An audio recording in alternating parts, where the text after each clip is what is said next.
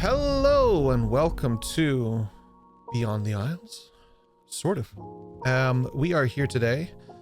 We were missing a few players, so we decided to do something a little bit different. Retrospective to look back over the year. It is next week will be our final session for this year, and then we're taking a 2-week break, and we're going to make a little bit of content here with you today for our YouTube channels and for Patreon and all sorts of stuff.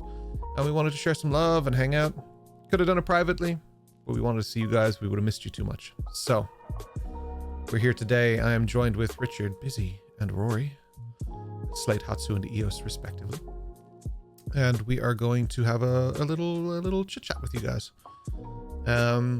We will be taking questions from the audience, of course, and we will be covering some topics to see some interesting takes on the year so far, specifically to the Wandering Isles, since that's mostly what we've done.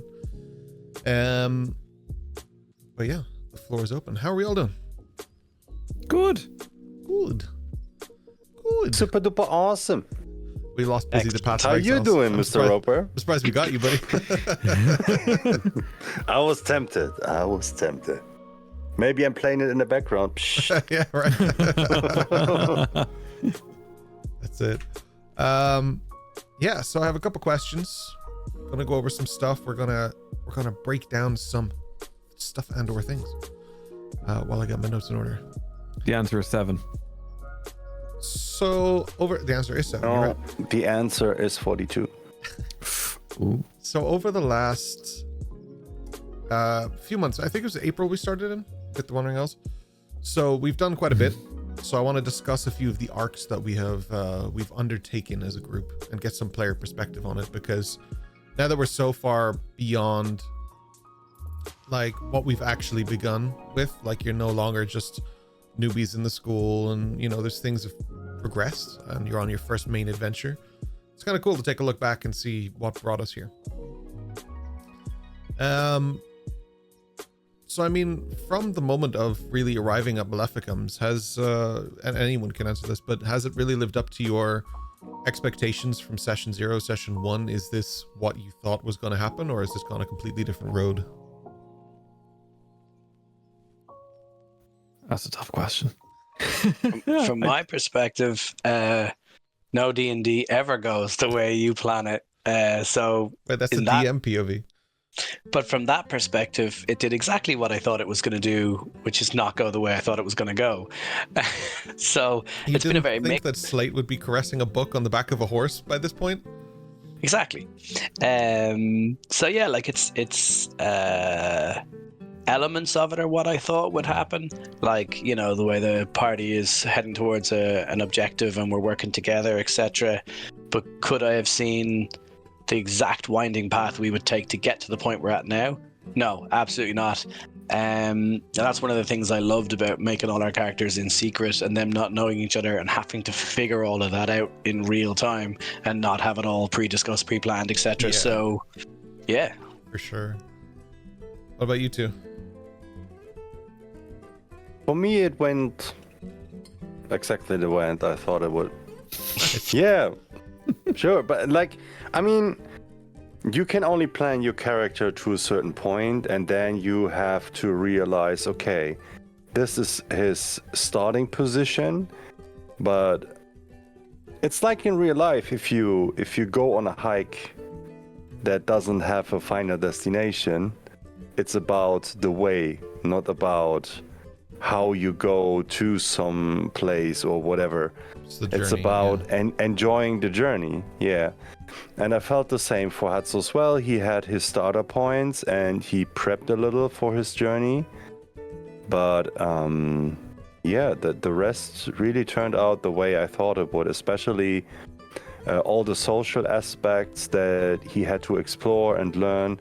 Like if you would hike through different countries, you would evolve the same way, because you kind of also feel how everything flows into each other. There is no solid borders. There's always like zones from A to B You know, there is not strict A and B. There is like a lot of flourishing in between, you know, and to let the characters, especially Hatsu, explore this and get a better understanding on, like, there is no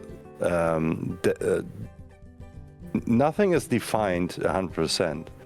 There's always times where you have to value what you've learned, but also evolve with things that you come across that might work better than the things you already knew, right?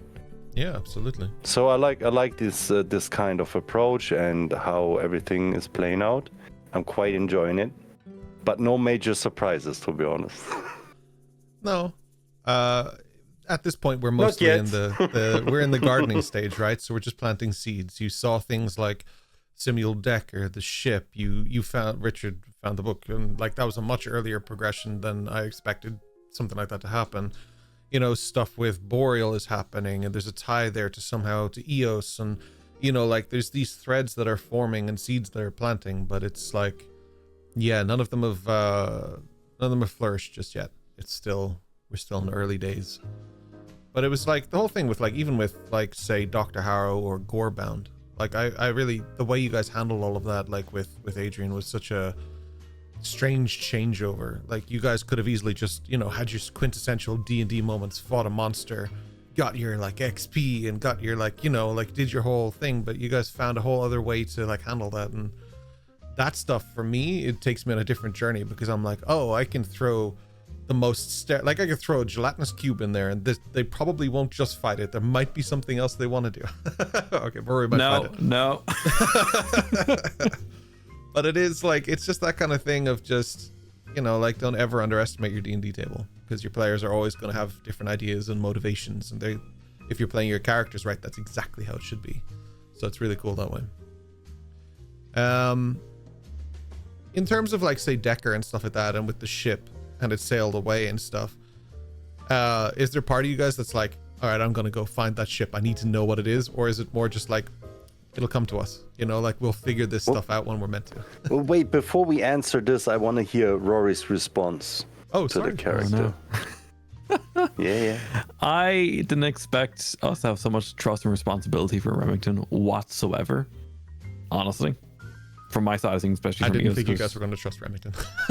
Well, he is the mayor, isn't he? Yeah, he's the mayor of the school. That's right. He's the mayor, yeah. Doug Dimmadome. Okay. But in reality, like, I didn't expect, again, so much trust from such a high-level NPC upon us directly straight away. When it came to our interactions and, like, the whole Boreal, the firefight, whatever it was, the fifth years simply didn't exist. So it was strictly on us. That was a bit of a twist and a turn for us as well, to step up at such a low level to such a high stakes situation. Eos's perspective, she's still wandering. She's still figuring things out with the school itself. I don't know time-wise how long it actually has been we were in the school before you went off on the ship. 3, maybe 4 weeks. You guys were in session 2 when the ship was a big part of it, yeah. Yeah. And now we're like 30 sessions away from that, if you think about it in that context. Like it's crazy. Yeah, it was one of the first real kind of things you encountered that changed the dynamic of the island or whatever, which obviously things come and go, but that was the first one. Well, the whole school itself, like, there's so much more to even look at and discover. I think we've barely gone through the first layer of the cake with that place. Genuinely. I'll come back to it in a later segment, but you mentioned that Remington is quite a high-level character kind of thing. There is something to that, yeah. So I'll come back to that a little later, and we'll discuss that. I think it would be a good opportunity to maybe unveil and pull back some of the curtains on how the Wandering Isles works. But we'll discuss that in a later section. For those who are joining us today, we will be breaking down the sections into a few different videos for our channels. So I'll be taking notes along the way as well, and I'll make sure to circle back to some of these points. And if I forget, just harass me in the comments and I'll come back to you. But yeah, no, like, so if you take things like the ship and moments like that, before I so rudely interrupted Rory, I apologize. Like, are these things where your curiosity as a D&D player makes you want to go in search of answers, or is this the kind of thing where you guys are just being patient and you want to, like, just let the story unfold, or how do you approach these things? If Rory had a Thrive Queen rogue, yes, he'd like to inspect it. As Eos, no, don't touch it. Don't look at it. It doesn't exist. I feel like there's for Hatsu there's like a natural curiosity because the Maleficums is a family that he would got teached in Saiga no Toshi for sure. You would have heard of them, yes. So in his mind, Remington is kind of familiar, but also not at the same time. So he just heard a lot about the family, but he actually never met one of them. So he's kind of familiar, but also not, if that makes sense. So he tries to learn what the real Remington Maleficum is about, and wants to learn more about the story, but in a respectful way that he thinks will unfold after time anyway. Is there any curiosity in either Busy or Hatsu about why your father knows Remington so well? Because there's a connection there. They know each other. So something must have occurred for that to have happened, Yeah, I think, look, Saiga no Toshi was founded by one of the Maleficums as well. So I think there was always a deep connection between Hatsu's family, because they kind of took over the role as kind of the guardian class, right? Yeah. In Saiga no Toshi. So I think they always had like a relationship, correspondence. I would also assume, based on the background of Hatsu's family, that they would have like something like a student exchange. That's why I think that's also why Hatsu is there and his sister is somewhere else. So I think that's like more like a traditional approach where the families know that future bonds are also made with sending their kids out to different families and areas to kind of keep these long traditions of relationships alive. Yeah. So that I think that's really one of the things why his father might be in touch with him. And also, I haven't really, or Hatsu doesn't really know something about magic in his area. So Remington might be related to that as well. So yeah, that's what I think. There's certainly a few doors to knock on for that, yeah. Yeah. For the other two, are there any specific... I mean, Remington, for you, Rory, I guess for Eos is quite important as well, for different reasons. Would that be the most important NPC to Eos, or is there someone else that you're feeling that connection with in terms of... Eos, currently, yeah, Remington, because he was literally the hand that was... Well, he was the olive branch for her to get into the Arcanum. There's... Oh, what was her name? Crikey. The, like, half-goat woman? I want to know more about Delphine, her. Yeah. I want to know more about her. Yeah, that's a door that I'm excited to knock on a little bit more as well. There's also... Oh, this is way back, like the introductory hall we were in. There was this person who also spoke in Seraphic. She was like this crystalline blue person. I can't remember her name. I got the notes on me. Don't know off the top of my head who you're talking about either. Yeah. Apologies. You're grand, don't worry. Yeah, you met a lot of characters very, very quickly. Like, it kind of got thrown out pretty quick because the school was a moving entity, right? And there was a sudden flood and influx of just a lot of people very quickly, and you guys had your time, looked around, met some of the faces, especially some of the more like senior faces and stuff. But there's still definitely things to deal with and uncover at that school, if and when that time comes. For sure. I just remembered that there was also an entity that Hatsu did spoke about. I think he told it to Eos that there was once a very famous adventurer in Saigo no Toshi, and his name is Charles Hanier, or was Charles Hanier. Yeah. And he told Eos about him, and as a fun fact, his wife's name was Serafina Maleficum. Mm-hmm.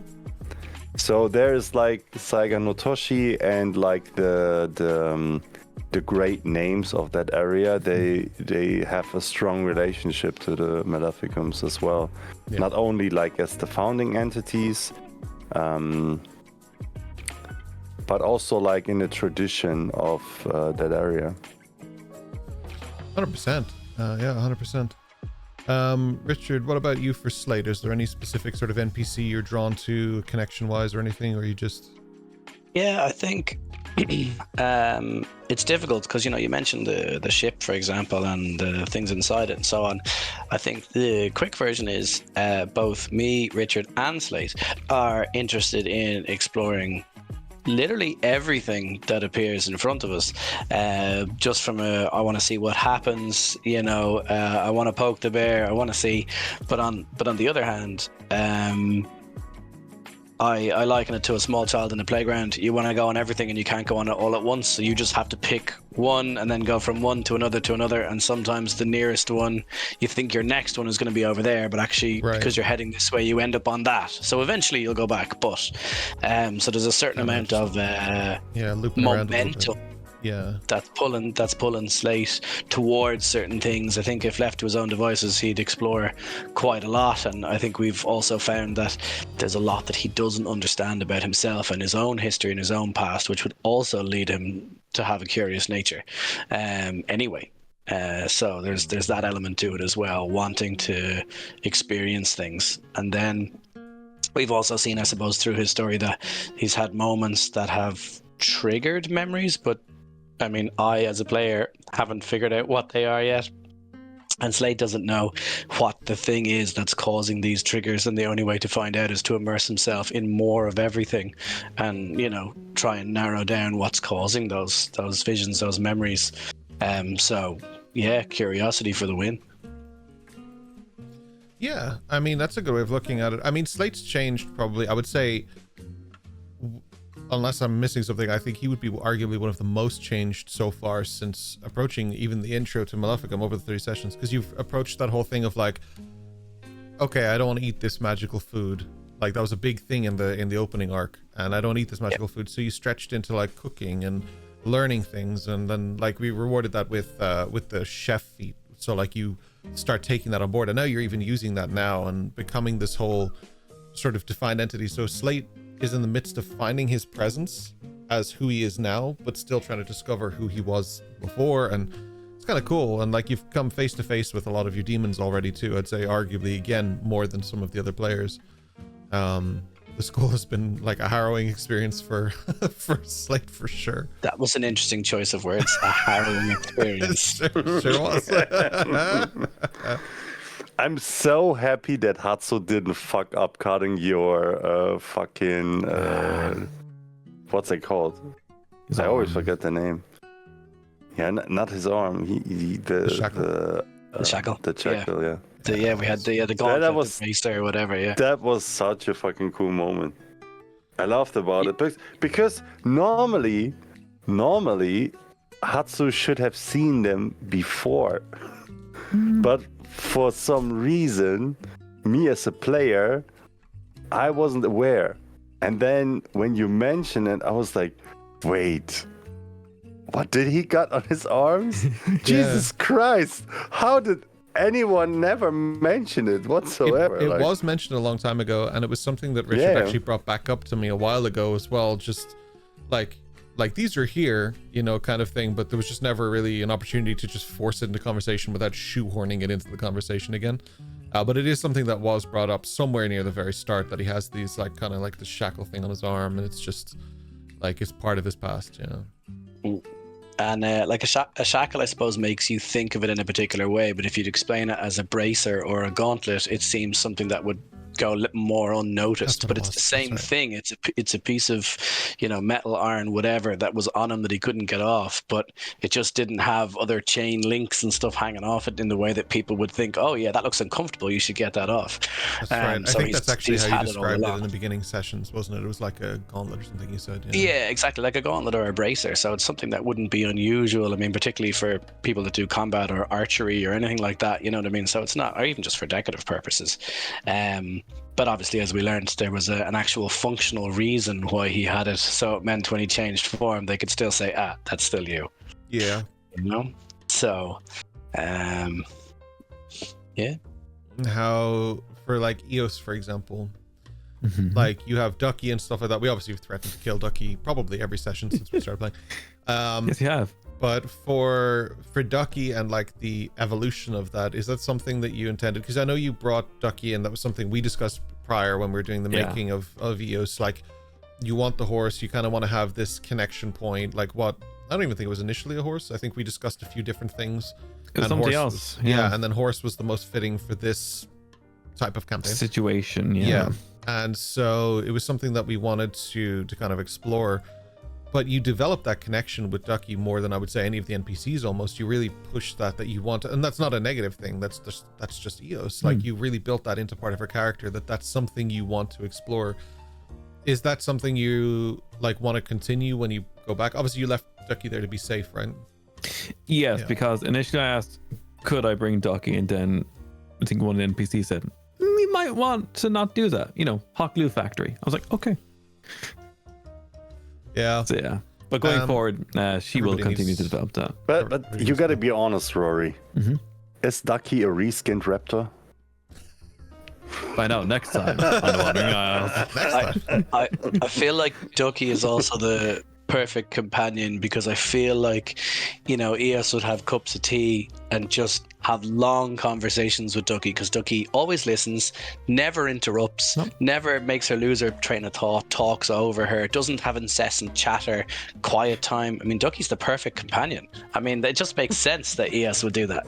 And what I For love some about that reason- is that's actually part of Rory's story with Ducky. Like I hope it's okay to say that, but in the Rory's story from the background with Ducky, that's exactly what Ducky is. So that was really well said. But you can see it in how Rory plays Eos, and the things that she gravitates towards and the things that she shies away from, and the work that she's putting in to be part of a group, because that's much like Slate had to. All of us, we all have a place that we came from, and we're somewhere in the middle of heading towards somewhere we want to be, or someone we want to be, and there's that transition and that change that we're all kind of working together to get through. And for me, it just fits so perfectly. It's great because Ducky is an anchor point in her backstory. She also speaks to Ducky only in Runic, which has been established. Yeah. But it's something Richard mentioned with the gauntlets and this stuff, and Busyball up too. We haven't asked much about the actual specifics of our characters. We don't know how old each other are.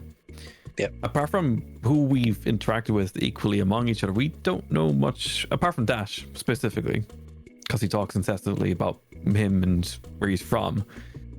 We don't know much about anyone else. But that actually brings me into something that you guys have kind of made happen. That is the campfires. That's not something we've actively done in previous campaigns. We've done it a little bit, and stuff, but this has been a real, for me, I love RP. So for me, I've been really enjoying that, because I'm learning a lot about your characters as well on that journey. I get to sit there and just watch you guys play your characters. Is there anything that's been brought up in the campfires, or anything disclosed over the last 30 sessions that you guys are kind of surprised by? I mean, Adriana maybe. She wasn't a campfire when she said it, but that one I wasn't surprised that Ryan, I was really surprised, I should say, that Ryan dropped. But besides that, is there anything that came up as a surprise? And before anybody says anything, there's also been a couple of moments that have been headphones off that some of us are aware and not aware. So obviously I've had times I've had my headphones off that I know people have had chats, but I have no idea what they've said. So there's been some juicy bits, presumably because that's why the headphones were off, that were dropped, that we all know bits from each other depending on who was in or out, headphones on or off. So there's a lot of that going on as well, which is really interesting. I've liked that so as well. That was a tricky. suggestion from, it may have even been Richard. I'm not sure who brought that suggestion to the table, but someone mentioned it in one of the first episodes. Yeah. I want to say Ryan. I want to say. It was Ryan's, yeah. But that was so tricky when he dropped the whole thing because we were on this like 30-foot long boat that Lissa, Dash, and Major are having this crazy discussion about. And it was heated. Like, that was a heated session. Yeah. Like, yeah. Busy and I are just fishing down around and going, what? I felt bad, yeah, because I only remembered after the session because I was so caught up in that for like 40 minutes. And I came back and we finished the session. I was sitting there by myself just to switch off my computer. I was like, oh shit, we never finished the fishing part. Like, I love Campfire. Campfire's peak. It is peak. You guys are make it though. Like when you guys are doing your watch, I like that you figured out your routines and established kind of like, okay, this is who I'm gonna talk to, and you guys come in and it's like just the most natural switch in conversation. And I'm like, oh, this is 40 minutes where I get to just watch my favorite show. This is dope. Like I get to just sit there and be a part of it. It's really cool. It's Dragon Age Origins live. Dragon Age Origins live. I fucking loved the campfire last time when Eos always mentioned that she wants to live on a star, and just everybody picked on the fact that you get burned on a star. It's so fucking cool. Like, how would you live there? How would you stay there? Like, have you thought this through? You were like, I guess I haven't. It was such a beautiful, poignant thing for Eos, and everybody else just took it the other direction. But that's exactly what I'm talking about. Oh, Dash. No strings attached. Don't worry about it. But what if... Oh, no. Crazy. So good. We've had our, like, intense highs and stuff. Like, we had the court case, and we had, like, the Boreal incident with the fireball and stuff. And now we're, like, out in the wilds, and you're having these discussions. Like, is there anything that stands out to you as sort of, we'll say, like, it can be directed at the audience as well. I'd actually like to hear what people are saying in chat as well about this. But Richard and I have these discussions of, like, green, yellow, red lights and like stuff that we like and stuff that we don't like, and then we bring it to the group and we have these behind the scenes stuff of like, hey, was this okay? Like we kind of openly discuss things because it just makes us more comfortable as players, DM and stuff, and regular check-ins. I highly recommend it. All DM tables, home games or not, but definitely stream games, it's good to have these check-ins and stuff.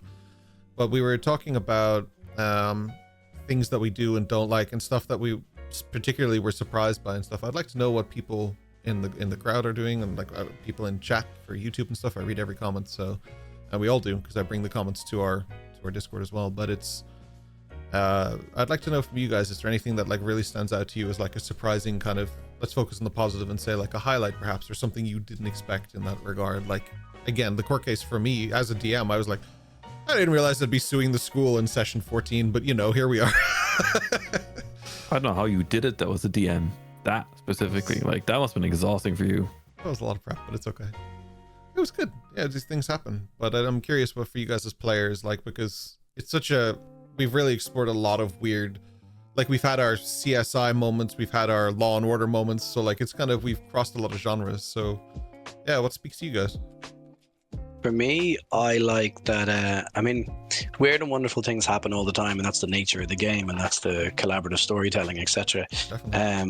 But there has been some, we'll call them key story arc moments that has created key response moments. So the example would be, if you gave the court case as an example, I will give soupy paperwork as the response.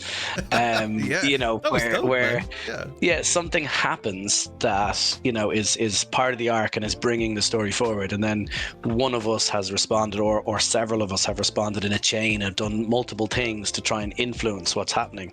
And not that that's the basics of every session, but credit too. I'd say you and Ryan lean into that very heavily, though. That chaos of like, how can I think we all do it. Yeah, you all definitely do it, but like you and Ryan are already, I can see it when we start something. You guys are just cooking. Like I can see it already. Yeah. But like all of you are really good at it. That wasn't meant to be. I was just gonna say, I've seen everybody have really cool, interesting, dynamic character building or story arc pushing moments as a reaction to something that's specifically like a big moment, and I've really enjoyed so many of those. And you know, like the simplest thing, like let's take when the combat was going to start the other day, Eos's reaction was to run, which is perfectly in keeping with Eos. So sometimes the reaction, what was really interesting was developing the character further by doing something that, you know, your brain tells you, oh yeah, they're just going to roll for initiative and then fight, and then actually you're like, oh no, actually And he I was running was really, I really like good that. thing. Yeah, I love that. That's Yeah, really, it's really well something pointed so simple, but I'm just using that as an example that every time there's a big story arc moment, there is multiple things that people do that just keep me hooked, and just some of the stuff that happens, I'm like, I did not see that coming, and it's just super engaging. Yeah. But if someone sneezed on Io, she would die. Fair. Yeah, she has to run. She would die, or they would die, or both. Both at the same time.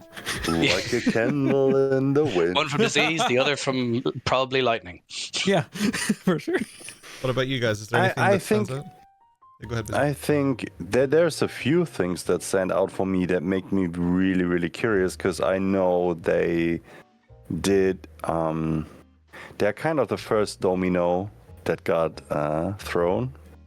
So, for example, for Hatsu specifically, the two intruders in the school were like a big thing, because that will reveal a whole bunch of shit, I'm pretty sure.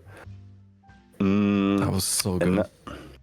Another thing. That's another door I'm waiting to knock on again. I like that door. Another thing is the Megaverse company, and how Dash did kind of find that body that was kept in place. So the further we go in the story, the more we learn how the Megaverse company actually uses different creatures or abominations, that they might also be involved with creating these to kind of experiment and stuff. So this is also super interesting to me, because I don't know yet if Simo Decker is something like an agent in that Megaverse structure, or is he the BBG of the company that Remington just wants to keep semi-close to keep in check or whatever. There's these like political dynamics with like big parties on the board that keeps me very, very interesting. You've mentioned that a few times in post shows. You're interested in how Remington is connected to certain people, and I like that you're asking these questions. It's not just the how, but the why. Like it's really I like that. Yeah, 6 degrees of separation. Yeah. Absolutely. And the other thing is something that surprised me a lot was the how the crisis response unit operates, and on which behalf. Are they kind of like elite force that are bounded to the king, or is this like Wagner group, like? Like, I don't know. So maybe they're just mercenaries that got hired from people of power to fulfill certain things for them or whatever. Or like other islands that try to keep certain things in balance, And these are super interesting, and I really, as a player, really want to know how these work, why these work, who's funding these, because they need funding as well. 100% sure you're going to be knocking on those doors. Interesting. Yeah. And the moment you said about the two assassins or whatever, or thieves as the case may have been, because there was some things there about the sword and so on. I think that also brought up a really important and poignant moment. I think that was one of the defining moments when Dash became Dash to both us and the audience. It all started with throwing his sword, and he's been fumbling his way through everything ever since. No, but I think there was an interesting moment there, because around that time was the ship, and that's when Dash's accent dropped for the first time as well. Yeah. So I will give props to Kian on that, like that he has been slowly loosening the thread on Dash, but like he's really held back on it. Like, so there's just been moments where he laid something down and didn't say shit about it for 10 more sessions. Like, I love that. Like, you guys are all slow burning, but like props to him for the Dash thing, because that's a hard one to keep secret for sure. And you notice it now. Like, I noticed when we're sitting in the tavern and the door's closed that he's more like Kian's accent, and then like when the door opens again, it's suddenly Dash's accent's a bit stronger again, and I notice him switching in and out of it. It's really cool. Yeah, there's definitely a lot more going on, I think, with Dash than we've seen or figured out. I think don't even know who his mom is yet. No. She could be anyone. Anyone Absolutely. with his lack of commitment to anything, yeah. What about you, Roy? Is there any moments that really stand out to you? Yeah, I was thinking there when you guys were talking. Up the uphill journey to Wes's death. That last bar we went to in Penzance, we were having the food, we're ordering great grub, we're having chat and everything, and the slow boiling stew of the upcoming demise of Wes. That was heartbreaking, but also amazing. That was, without going too much into it, that's something that John and I had discussed about how he wanted to tell the story of Westland, and how he wanted things to go, and how he wanted to sort of, test the waters of the Isles, if you will, and stuff. There's like a lot more going on behind the scenes with all that stuff, and it's always hard to explain to players and to characters what's going on, but or to viewers, I mean, what's going on. But it is, it was really nice to sort of really see how much everybody was invested, because there was a sudden, as that started happening with Westland and you guys realized how far gone it was, there was a sudden panic. It suddenly shifted, and I could feel the energy from the group of how that shifted. That was a really nice thing, and huge credit to John as well. He played everything very well. He remembered to do certain things, and he would, like, if you watch back over it, it's actually really kind of cool, because I hadn't quite picked up on it, but the older he was getting, John would throw in the more occasional coughs, and he would throw in the more occasional, like, oh, Westland kind of just sits back while you guys run, or he does this thing. But it seemed totally like, okay, that's just John, and that's just how he plays D&D. But it was really, really how he was leaning into Westland, and it was a very, very cool thing. And watching it back again now, I've seen clips and I've seen different parts again, and we've been like organizing reruns and doing all of this stuff. I see it again now, and I'm like John played Westland to the T. Like, he really, really did. So good. Yeah, it was nuts. Bring him back. Bring back Wes. Back John. Is there, like, I would say, like, one of my last questions on this is just, again, it's about the party dynamics, since we're 32 sessions in. Amazing. At this point. Do you guys feel like the party's finally at a point of unification? Are you guys unified as a party? Are you like you'll take a bullet for each other kind of appreciation for each other? Or where are you guys on that scale of, like, just, people that you met versus people that you truly care about? Where do you guys line up on that bar? I feel some ties are stronger than others on individual basis. That's because you keep trying to push Dash off the ship and it won't work. But besides that, he deserves it. He's going into the vat, whether he likes or not. We're gonna rescue this stranger and put Dash in. Indiana Jones just swap them. Yeah, like, I do believe Eos and Hatsu together are a force. You got Dash and Slate for sure, but actually, I don't think as a whole it was group... said in chat there as well, Westland and Adriana was really good too. That dynamic, especially towards the end, was amazing. That was so beautiful. Like so an good. old fucking couple.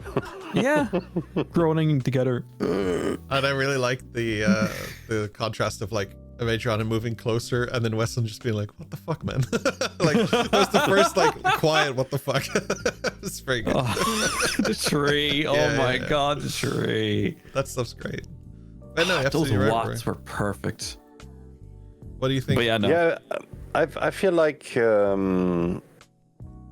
as Rory said, like, I think if you have a big group, because you also have to consider the NPCs like Lisa and Ayame. So in that regard, Hatsu would also have, like, a deeper boundary towards Ayame, for sure. But then you guys to had Eos a good as well, headphones off moment that I won't repeat, obviously, but I thought that was a really nice moment. You two connecting in the tree was a really nice thing. Yeah. Oh, you mean Adriana? Yeah. Oh, sorry, you said Ayame. Sorry, I thought you meant Adriana. Sorry. Yeah. But yeah, with he has more connection to Eos because the way she feels more familiar to him, if that makes sense. So she kind of feels like extended family in that regard. That's interesting because you come from really close together. You guys are like a town over from each other too. So there's a really kind of cool thing there that's somewhere under the surface. I like that. Yeah, and the other thing is that he kind of really, really feels her struggle.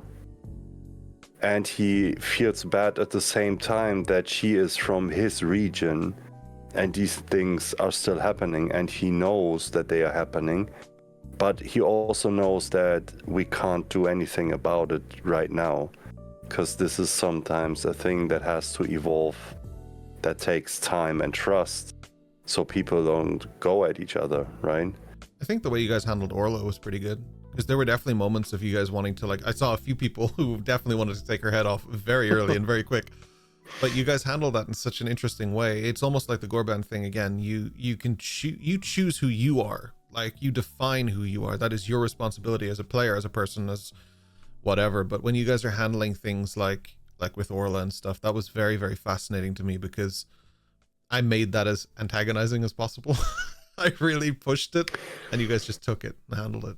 Yeah, what I was about to finish off with is also the fact, like, I think always in a big group, like even in real life, like if you have a big friends group, there's always like one or two that have like a stronger connection because of certain things that might have happened, that they went through, or whatever, you know.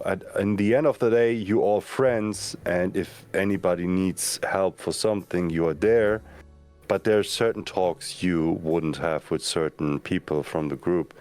But that's the beauty of it as well, because if Hatsu talks to Eos about something that he's afraid of or whatever, he also knows, even if he doesn't have the direct connection to Slate yet, he knows she would let the others know. Maybe not the same way he said it to her, but she would... like make sure that over time they would get an idea or explain it in another way. So also like how it would work in a big group of friends, where you have maybe one guy you talk very deep shit, and if that person knows, okay, he has these and these and these troubles, he would make sure that the rest of the group would also kind of get an idea of, not the specifics, but they would kind of know, like put you some slack or whatever. Yeah. No, I like so that. I feel like as a whole, the group is growing stronger and stronger with the connections. It's just slowly evolving that certain things also happen between different characters, if that makes sense. Of course. Yeah.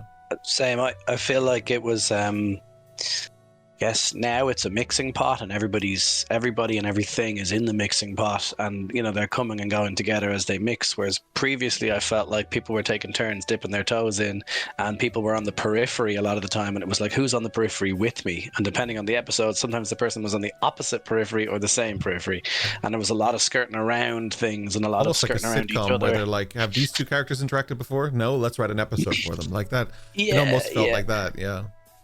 And then, you know, we've had all our trials and tribulations, and we've had a couple of differences of opinion, and we had, you know, the Boreal, the court case, the whatever. And, you know, like, let's take Hatsu and Slate, for example. Right. Didn't get off to a great start with all of that. Had two opposing viewpoints. Slate obviously has his book. It's very particular about who owes or who's right or who's wrong or whatever. And one of the things then that has happened since then is that, you know, Hatsu and Slate are on the same team in terms of, okay, we weren't sure about this issue, we were divided. But then on the security of the school, we're on the same team, like exactly at the same function, thinking the same. It's about logic and about being preemptive and, you know, so on. And then there's these functional moments, like let's take the diamond. That was a functional transaction. It was given, but Slate is thinking, okay, well, you didn't have to give it to me. You did give it to me, so there was a trust there. But then also Slate didn't have to give it back, but Slate went to give it back. And there's these moments where Hatsu's gone from being someone he didn't agree with to potentially an enemy to then being, okay, acquaintance status. And now there's things like the gauntlet and the diamond, and, you know, we're helping each other where, well, you can't just be an acquaintance, okay, but you're not my best friend. But there's somewhere in between there that they're getting, where they have that, I feel anyway, kind of a healthy respect of, okay, we don't agree and we're not the same, But on the other hand, there's certain things we definitely agree on, and there's certain the end goal we agree with, or we can help each other, or we can provide as a group different things, and that's pulling us together. And I think the longer that we have these moments, the stronger the bonds will just come. A big change for Hatsu in particular towards Slate, because he was like sus about him like a long time. Yeah, you two had like as far apart from the party as each other as possible. Like but what really changed his mind was when he got introduced to his hometown. That was a big change for him, because he saw this town and the people and how they would treat each other, like, and he felt like, okay, if something happened to him,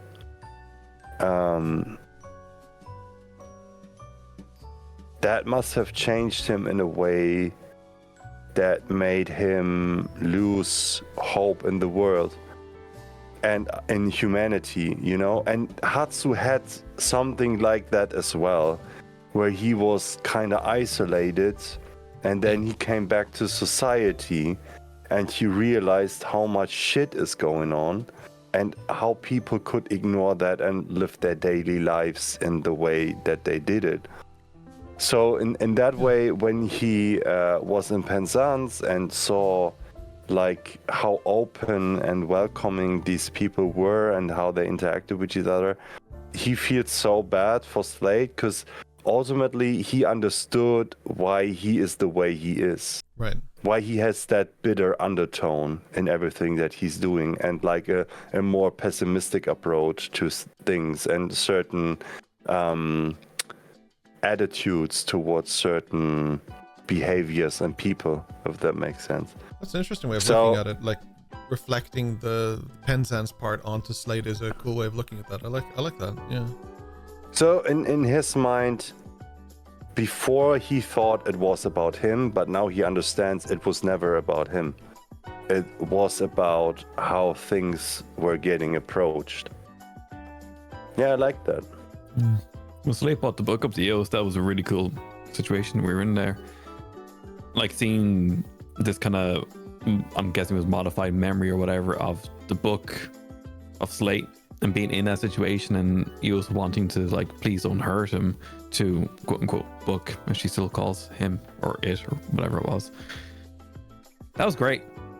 And before that, Slate and EOS had small interactions during the Intruders, the assassins, where Slate had the tools to cut the bodies, and EOS was like, well, we can just dispose of them. That was a great. Yeah, that was a different side of Slate than I was expecting. All right, that was great. So like, so I Rory love watching Slate, and EOS like Slate a lot. I think that we've touched on different things, like I mentioned earlier about, we know that just bits of pieces that Slate can't remember memory wise, and finding out that he's older than he thinks he is and things like that. And then what you were saying, Hatsu, about some of the where he's been to where he is, and it kind of starts to paint a picture. But I find that his moral compass, shall we say, is a gray area that swings wildly based on who he's talking to and the particular moment he's in, but it's all based within we'll call it a framework or a rationale, that there's reasons why he's accepting of some things and not of others, or he's like wishy-washy, or I could go either way with this.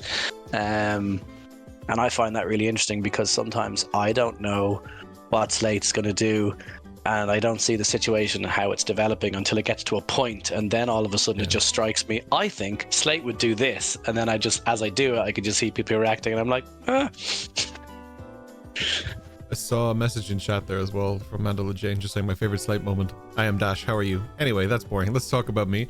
That stuff from the when you guys had your individual dream type scenarios, your training and tests, that was fucking great, man. That made me laugh so much.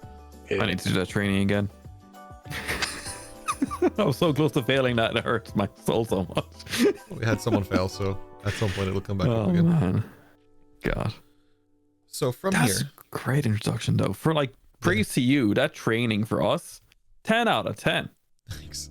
I'm I very... was so I loved that moment so much because in campaign 1, I played a wizard, and for the personal quest story, to get more reputation, Roper did let him do like magic trials, and I was like, okay, I got this, because all the times in the first campaign he threw a trial at me, and I was like typical German, I was over prepared to the tits.